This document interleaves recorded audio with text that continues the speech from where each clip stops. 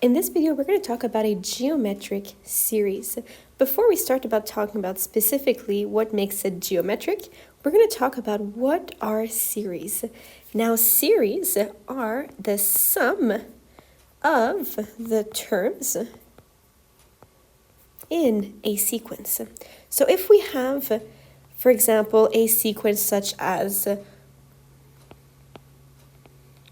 1, 2, 4, 8, and so on, then we could see that the sum of the first 4 terms, well, that would be 1 plus 2 plus 4 plus 8, which would be 15. Well, this 15, since it's the sum of the first 4 terms, would be our 4th term in our series. So the series for this sequence would in fact be 1. The next one would then be 3. The one after that would be 7. And then the one after that would be 15. And that's because when you're looking at a series, you're adding up the terms until you reach that point. So our 4th term of a series is adding up the term 1, 2, 3, and 4 together in order to get this 4th term. And you'll notice that the notation that we use for series is a capital S, and then the n value is always referring to how many terms of the sequence we're adding up together. So we're going to be using this capital N. Another reminder for ourselves is sigma notation. So sigma notation we learned when we were looking at arithmetic sequences, but just for us to remember, for sigma notation we have the summation, a symbol like this Greek letter, summation, sigma. And then on the bottom of that, when n is equal to 1, this is the term that we start with. So we're starting with the term n is equal to 1, and we're ending at the top one. So this would be an example where we are adding up term 1, 2, and 3. So 3 terms together. What goes into the green? Well, this is going to be the sequence. So this is the sequence itself.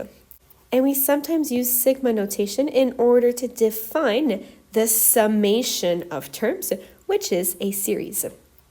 Now, let's talk about more specifically the geometric series.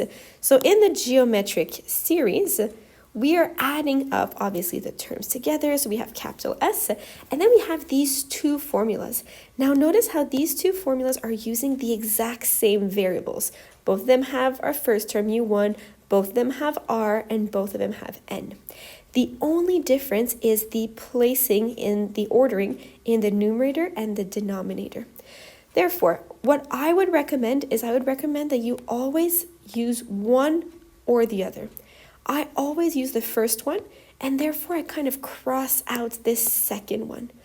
The reason that I cross it out in my formula booklet is because then I'm not getting confused. I use the numerator here and the denominator here. That would be really bad.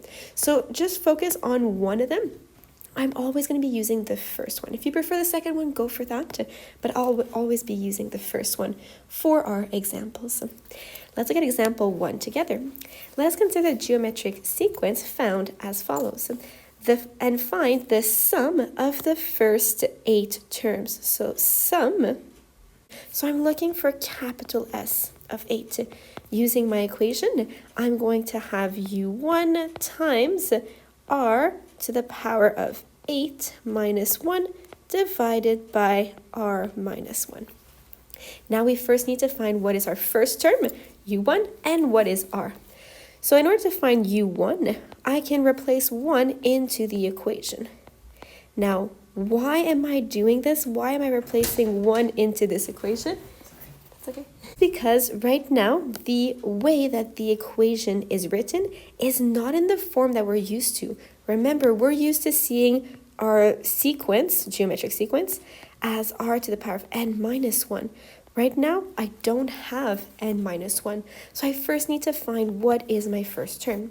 So I can go into my calculator and I can ask, what is this term when n is equal to 1? So I'm going to go into my brackets. I'm going to have my fraction negative 5 over 2. And then this is raised to the power of 1. So I don't need to have it. And we get that the first term is actually negative 12. And if we're wondering what is going to be the common ratio here, well, the common ratio, that's always whatever is raised to the exponent. So the common ratio will be our negative 5 over 2. So now I'm ready to use this into my equation. And I just realized that I put in the wrong denominator here. So it's 5 over 2, which I'm going to replace in here. So we put this into our calculator, 5 over 2, and we get the answer. We can either write it as a decimal or as a fraction. So I'm first going to write it as a fraction, and then I asked my calculator to write it as a decimal. So we have 5,228.16. And that is our final answer for finding the sum of the first 8 terms. Next example. We have the following summation. So here we have the series is the following. Find the value of S10, S30, correct to 3 significant figures. So first we need to figure out if this is the summation, what is the actual sequence that we are adding up together? So that means that this sequence is going to be 1/2, 1/4, 1/8, etc. So the sequence, we have here a geometric sequence where we are multiplying by 1/2 each time. So the geometric sequence that we're looking at is un is equal to 1/2 first term times 1/2 to the n minus 1. So we have our first term and we have our common ratio. Find the sum of the first 10 terms. Well, we're going to use the formula from the formula booklet that says we have the first term times our common ratio to the power of n minus 1 over our common ratio minus 1. And we're going to have 0.999 correct to the 3 significant figures. We're going to do the same thing, but this time with 30. So I'm going to replace the n by 30. And we're going to get correct to the 3 significant figures means we're actually going to be rounding to 1.00. B.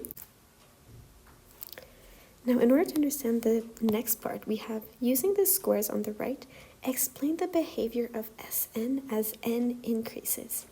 So let's try and visualize what we're actually calculating here. If we have 1/2, and then we're adding 1/2 plus 1/4 plus 1/8, this here would be 1/8, plus 1/16 would be the next one, etc., etc. Well, what is happening in this situation is that we are adding always what's left, the half that's left over from a square, right? So if we take our big square and then we say, okay, I'm going to separate this in half. So I'm going to have the half. Then I'm going to separate what's left over in half again. That's basically this geometric progression. So what is happening when we add up all these little bits together? Well, we're going to be creating a square. So we can make n as big as we want. And the fun thing about this geometric progression, which is a special geometric progression, is that even if we always add half of what's left over, the sum of all of these parts will approach 1. So the sum, as n becomes very big, will be close to equal to 1. Like we saw when we had 30 of these pieces added together, we were rounding to 1. And this type of geometric progression is called an infinite geometric series. So this series is not in our program, it's in the higher level course only, but it's a really cool application of geometric sequences. Now let's try a challenge question. The sum of the first 10 terms of a geometric series. So the sum of the 10 terms of a geometric series, so we're talking about S10, is 244 times, so 244 times multiplication, the sum of the first 5 terms. So the sum of the first 5 terms is S5. Find the common ratio. So first we need to build an equation, right? So the sum of the first 10 terms, I can always write this as U1 times our common ratio to the power of 10 minus 1 divided by R minus 1. So using the equation from our formula booklet. S5 can be written using the same equation, however, the only difference is we're changing the value of n. Now let's create an equation to talk about these two. The sum of the first 10 term is 244 times the sum of the next. So that means that if we have our S10, this is 244 times our S5. So we can write the equation U1 times R to the power of 10 minus 1 divided by R minus 1 is going to be equal to 244 times U1 times R to the power of 5 minus 1 divided by R minus 1. Now a little bit of algebra here to simplify this equation. If I multiply both sides by R minus 1, I'm going to be removing the R minus 1 on both sides. So this denominator will be eliminated. Same for if I divide by U1 on both sides. So let's use a different question. If I decide to divide by U1 on both sides, then I'm going to be canceling out the U1s. And let's see what I'm left with. I'm left with R to the power of 10 minus 1 is equal to 244 R to the power of 5 minus 1. Now we're going to need to solve this equation. So one way that we can solve this is we can go onto our graphing calculator and insert this as our y1 and insert this as our y2 and look for the intersection points. So I inserted y1 and y2 and then we graph it. Now you need to play around with the window so you can see the intersection points here. I'm going to go ahead and do second function trace intersection. First curve is the blue, second curve is the red, and then I'm going to go ahead and click enter to see the first intersection point. And our first intersection point happens when x is equal to 1. And let's see if there's another intersection point. There seems to be towards the right. Second function trace intersection. First curve, second curve, and then I'm going to try and move my cursor so that I can get closer to it, somewhere there. And I get that the second intersection point happens when r is equal to 3. So to find the common ratio, we first need to check, okay, are both of these R1 and R3 possible? Let's think about it. If r is equal to 1, that means that every time I'm multiplying the terms by 1.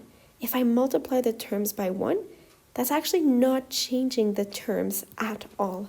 So having r is equal to 1 is not a realistic common ratio because you're not even changing your terms. So the only possible answer for this challenge question is that r has to be equal to 3.